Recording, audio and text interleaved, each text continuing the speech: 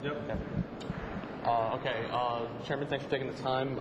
Could you just tell us a little bit about why Jane Corwin lost this race? It seemed like a lot of people said this was hers to lose.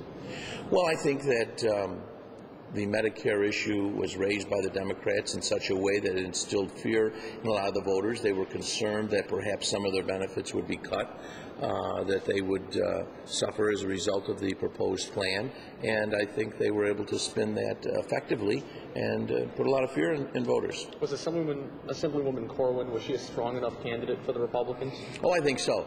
Jane's an outstanding candidate. She has a great background, built a business from scratch into a very successful one, has stood strong here in the Assembly and really studies the bills and understands them and is responsive to the constituents. It was a short period of time, though, for the voters to get to know her. And with Kathy Hochul in Erie County, she was very well known and just had to get a little better known in the eastern portion of the district, where Jane, certainly outside of her assembly district, had to battle a very popular county clerk in Erie County, and then at the same time get known in Monroe County. But Republicans have such an overwhelming advantage in that district. Corwin also had a tremendous amount of money at her disposal as well.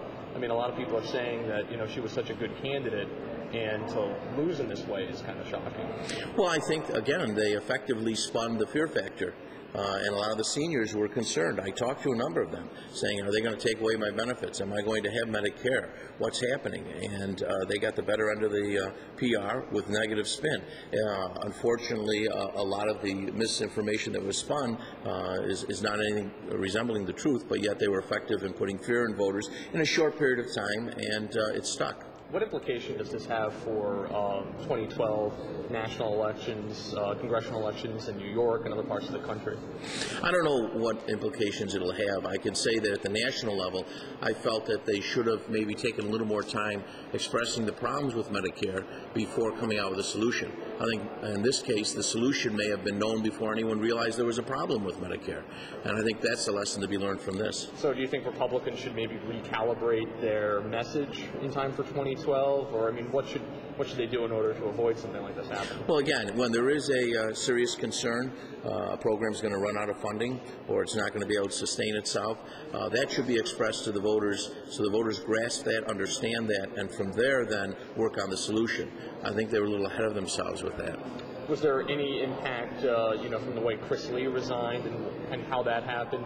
Did that play any factor at all? No, I don't. Damaging the Republican brand? I don't think so. I don't think that did at all. And Jack Davis, what sort of impact do you think he played? Because it seems like people say it was Jack Davis and Medicare that kind of made the 1-2 punch unavoidable for her. Well, yeah, Jane was in a position where she was battling two opponents, and they both teamed up on Jane. And if Jack Davis was not in the race, perhaps there may have been a different outcome. But still in all, it's the hand you're dealt. You have to deal with that. Will that seat stay where it is right now with redistricting coming up, or do you think now Congresswoman Hochul will be facing a Democratic primary opponent, say Brian Higgins or something like that? Yeah, I think it's hard to predict what will happen in the future as it comes to redistricting or deals with that.